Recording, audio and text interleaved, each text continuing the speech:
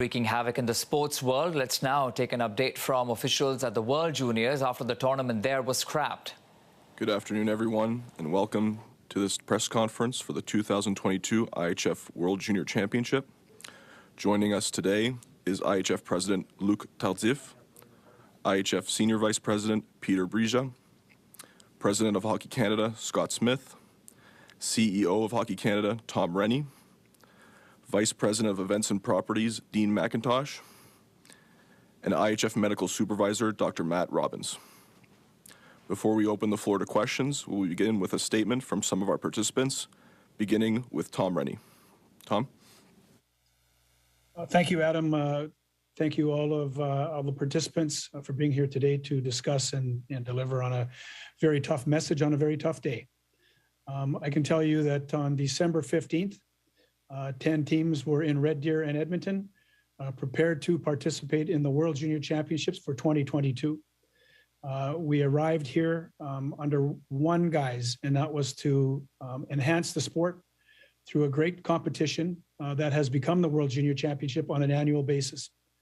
We arrived with everyone understanding and agreeing to safety protocols that would keep everyone just that safe and in a position to participate daily to the best of their ability.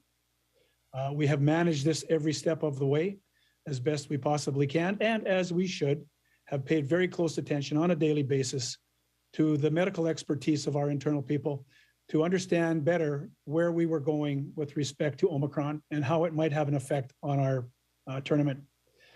December 15th, fast forward to today, is 2 weeks, and many things have changed. And we have done everything we possibly can to keep pace with Omicron and identify with further policies and procedures that keep our athletes safe.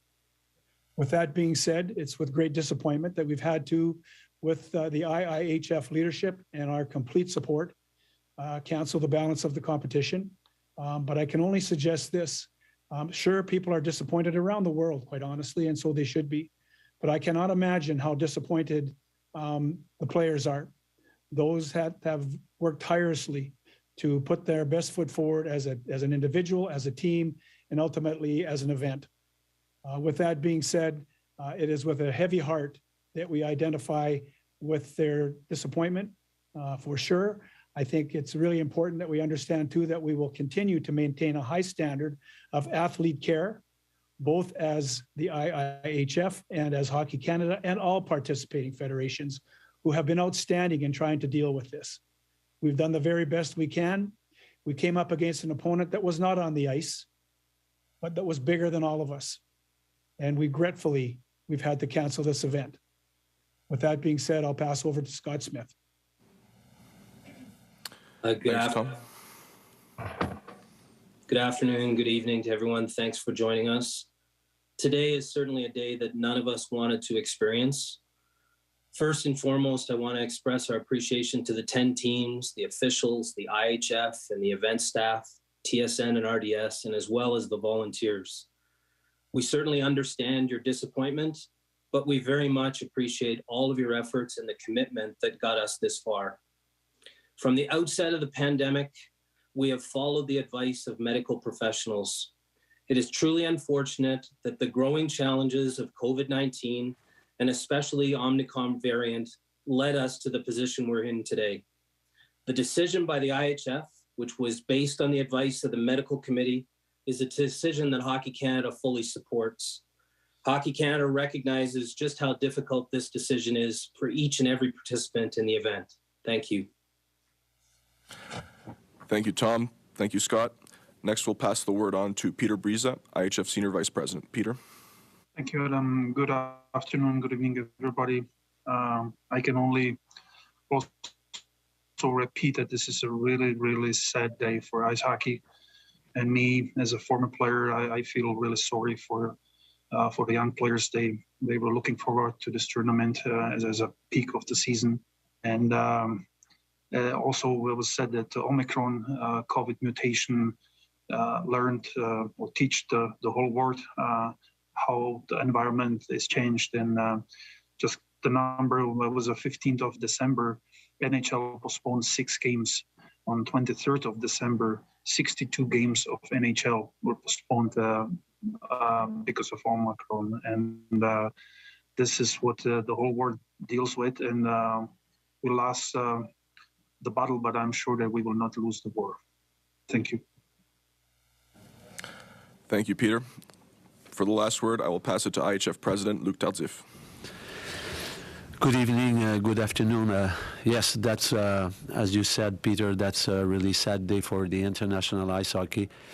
And I know that that's really disappointed to all the fans, because that's always during Christmas time, that's always the time they can watch the future of international ice hockey. And really, I know all the people are focused on this tournament, and for the International Ice Hockey Federation, that's one of the most important events. Yes, I'm sad, but I have to think also about the fans, about the players, because this tournament is an important moment for their career. The staff, the federation, they prepare it for I don't know how many years sometimes to compete and be in the better shape possible to work for this gold medal or a medal. So I really understand how it's difficult, but I have also to think about all those people who work for this events, like Hockey Canada and our staff work since about 6 months and stop in the middle of the road. That's really, really difficult. So I hope, first of all, it's not over, because yes, that's a cancellation. We cancellation this event, but let us sometimes, maybe a month, because I don't want, and I think the organization committee don't want to give up, to think about how we can do this event 2022, maybe further if it's possible. So we're gonna take the next month to think about it and maybe come with a good surprise. So we're not going to give up. I think we deserve that to the young players and give them this important competition.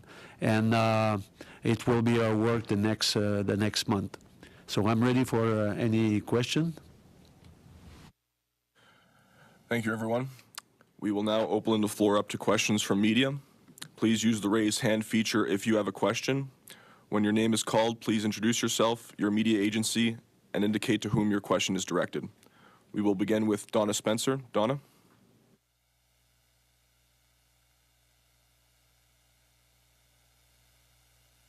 Hello, Donna Spencer, Canadian Press. Luc, this question is for you. Could you drill down into the decision-making process today and explain just ultimately what was the turning point for this decision? Yeah. So as you remember, quickly we understand that it will not be a competition like all the others, because first we were worried about the new variant, and at the beginning it was already an impact. So we were looking for a while more about the test result every day than the standing. So that's an important sign, and quickly we understand with the protocol, and I don't contest the protocol, because that was the way to handle this competition on the medical side. But we understand quickly, with some time with 4 feet, the competition was not completely fair, and that's why we quickly decide that we're not going to have any relegation, because that was not possible to guarantee the same the same chance for every level, every teams. So quickly we saw that it would be difficult, and day by day we had one crisis meeting and 2 crisis meeting, waiting for all the tests, the result of the test, and today we had to cancel 3 games on 4, and we saw that it will not gonna be better, but worse. And that's why I talk about the team. I should talk about the referee too. We saw that that was impossible to continue this competition in a fair way. And I think the team leader, the player, understand it because yes, they were disappointed, but outside of that, they were not completely satisfied, and us too, about the competition itself. So that's why we took this decision, because we had to stop right now because the competition was going nowhere. Thank you for the question. Next, we'll pass the word to Mark Spector. Yes, Mr. Tardif. Last year, you pulled this tournament off very successfully with a full bubble. Why did you not do that this year? And were the protocols in place impossible to live up to without having the full bubble like you had in 2021? First of all, when we start the competition, so that means that was not a bubble, that was a protected environment. So with our experience to start the competition, that was, I could say that was enough. But quickly, when we saw the impact of the variant, we changed the protocol. We made 7,000 or 8,000 tests, so that was not previewed at the first sight. And we quickly saw that we had to reinforce the protocol. But that's the new variant who gave us, we had to do this change. But before that, the protected environment, for us, that was enough. But Omicron, that changed the things. And I think if you see all around, we are not the only competition touched by the virus. I can see what happened with the competition in NHL, in different soccer teams in Europe and all over the world. The challenge between the women team, they had to stop too. So I mean, we were in a kind of way that when we decide to change, that was not too late, but the variant was ahead of us. So. At the beginning, the protocol, we discussed with the medical staff, with the medical committee, and that was enough. The Omicron changed our point of view, but I was a little bit late. Thank you for the question.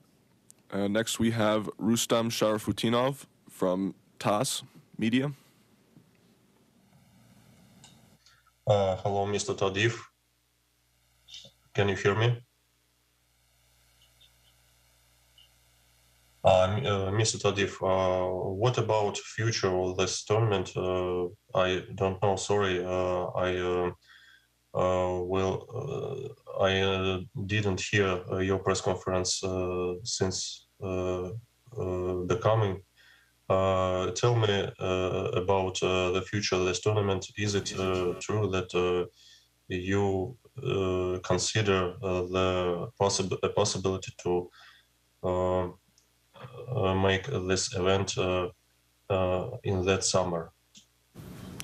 Yes, that's what I said at the beginning. So we don't give up, and quickly, beginning of January, we are going to work together with the organization committee to see if there is a feasibility to, but that's what we want. We don't want to give up. So that's easy to say, but sometimes not easy to do.